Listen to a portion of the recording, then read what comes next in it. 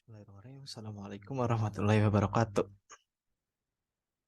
Jadi sebelumnya mohon izin memperkenalkan diri, saya Muhammad Zikian dengan NIM 1303 10158 dari program studi S1 Teknologi Informasi Fakultas Informatika.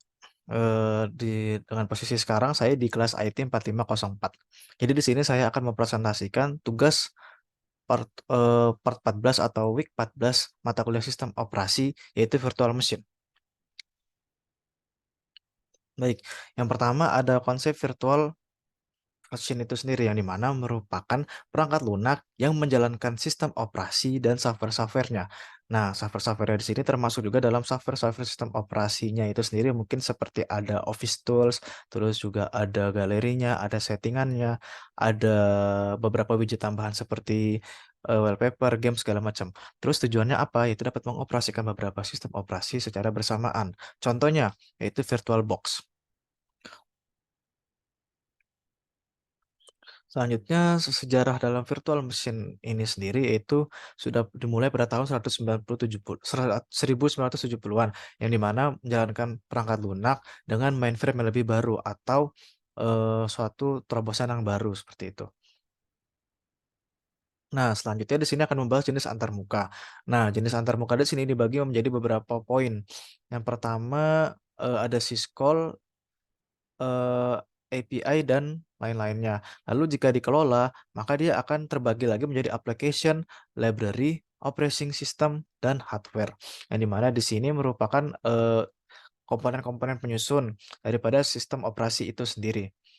Aplikasinya seperti software-softwarenya, library dan operating system itu merupakan bagian dapur dari suatu sistem operasi, dan hardware merupakan perangkat keras yang dimana digunakan untuk mengoutputkan daripada hasil sistem operasi itu sendiri seperti monitor, terus mouse, keyboard, CPU dan lain-lain. Lalu di sini ada jenis virtualisasi. Di sini ada virtualisasi part pertama, yaitu ada emulasi, yang dimana di sini itu akan memberikan gambaran perangkat keras secara lengkap. Nah, di sini juga untuk OS yang digunakan dalam user guest, dalam pengguna tamu, itu tidak dapat dimodifikasi untuk PC yang berbeda, tetapi dapat dijalankan. Nah, contohnya apa? Di sini ada bots, Qemu, dan virtual PC. Lalu virtualisasi penuh. Nah, virtualisasi penuh ini di sini memberikan gambaran perangkat keras yang cukup memungkinkan untuk OS tamunya ini untuk tidak dimodifikasi, berarti tidak dapat diubah untuk dijalankan secara terpisah. Kalau tadi kan tidak dimodifikasi untuk PC yang berbeda. Nah, ini untuk dijalankan secara terpisah. Nah, contohnya apa? Di sini ada IBM Virtual Machine dan VMware Workstation Parallel serta VirtualBox itu sendiri yang sudah saya sebutkan di awal. Nah, di sini ada para virtualisasi juga. Nah, di sini dia untuk pertama itu pendefinisinya tidak mensimulasikan perangkat keras. Nah, di sini untuk API-nya juga menggunakan OS Quiz yang telah dimodifikasi. Lalu akibatnya apa? Di sini si hypercalls-nya akan terjebak oleh hypervisor. Contoh dari para virtualisasi sendiri ini itu ada Xen, Virtual Machineware, TX Server, dan lain-lain. Lalu selanjutnya ada virtualisasi tingkat OS, yaitu di mana tingkat operasi sistem itu sendiri, yang di mana beberapa server virtual untuk dijalankan secara server virtual untuk dijalankan secara aman. Berarti maksudnya lebih ke memastikan data penggunanya itu secure dan tidak bocor kemana-mana. Lalu OS Quest juga di sini posisinya sama dengan OS host, yang di mana tetap karena dia sifatnya Guest, jadi tidak punya hak penuh seperti host, walaupun ada beberapa catatan aplikasinya tidak dapat terbuka atau dapat dijalankan. Contohnya apa di sini? Yaitu ada Solaris Containers, BSD Jails, Linux vServer, Mudah Linux, serta Docker. Lalu yang terakhir, yang jenis virtualisasi ketiganya di sini ada virtualisasi tingkat aplikasi. Yang dimana di sini softwarenya sendiri akan memberikan salinan komponennya sendiri yang tidak dapat dibagikan. Berarti pun kalau ada komponennya yang istilahnya sama dengan komponen-komponen sebelumnya, maka itu tidak dapat digunakan karena memang sudah tidak dapat pembagiannya itu sendiri. Contohnya apa? Di sini ada JVM Rosetta di Mac. Oke. berhubung tadi kita membahas hypervisor itu sendiri apa ya? Nah, di sini hypervisor merupakan bagian utama virtual machine yang bertindak untuk mengisolasi mesin virtual individu dalam cloud space. Nah, maksudnya di sini cloud space itu berarti mesin mesin virtual individunya ini bakal fokus dalam satu bidang. Nah, di sini juga dia menyediakan batas virtual antara beberapa sistem operasi. Di sini hypervisor juga akan mensimulasikan komponen perangkat keras hardware itu sendiri dari sistem operasi tradisional. Maksudnya di sini sistem operasi yang pada awal rintis sistem operasi.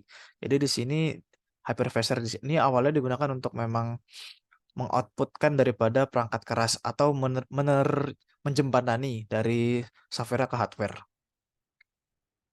Yang di sini hypervisor dibagi menjadi dua jenis, yaitu type pertama dan type kedua. Nah, type pertama di sini dia tidak dapat dimodifikasi berjalan dalam mode pengguna atau user. Mohon maaf itu typo.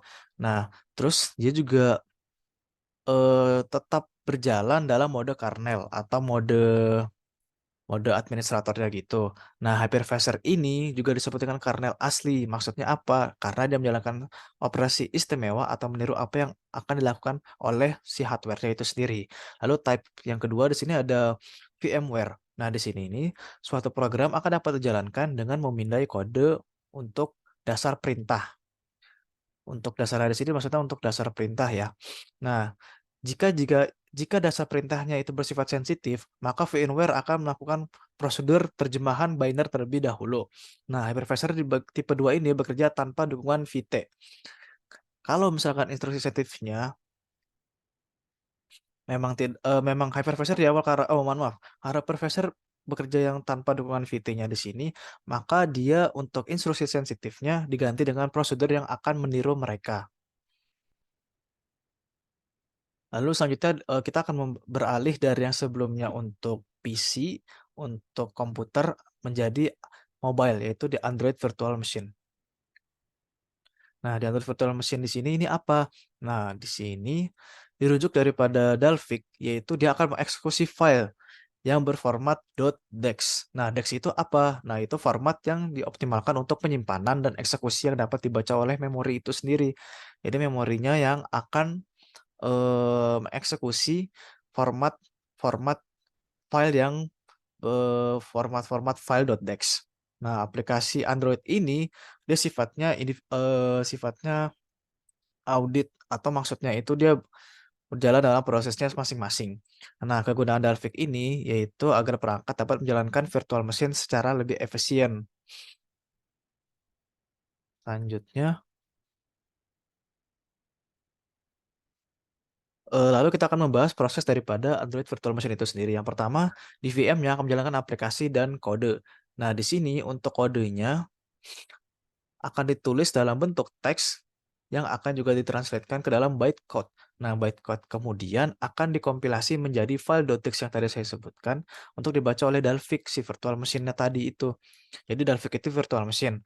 Jadi intinya poinnya itu si file yang dapat menjadi file .txt kemudian dapat membaca dan dieksekusi oleh DVM x86, yaitu maksudnya dia tidak dapat divirtualisasi. Nah, beberapa instruksi sensitif dapat membaca atau mempengaruhi keadaan virtual machine. Jadi untuk gambaran daripada Android Virtual Machine ini yaitu intinya memang harus diubah ke dalam bentuk .dex, terus selanjutnya akan diproses demikian rupa sampai dia bentuknya bytecode, lalu agar bisa dapat dibaca oleh si Dalvik si virtual machine-nya Android Virtual Machine ini yaitu si Dalvik-nya itu sendiri. Dan beberapa instruksi sensitif akan mempengaruhi dan memperbarui keadaan suatu kondisinya itu sendiri. Mungkin itu dari saya, kurang lebihnya mohon maaf. Apabila ada salah kata dan perbuatan mohon dimaafkan. Eee, mungkin itu cukup sekian dari saya. Assalamualaikum warahmatullahi wabarakatuh.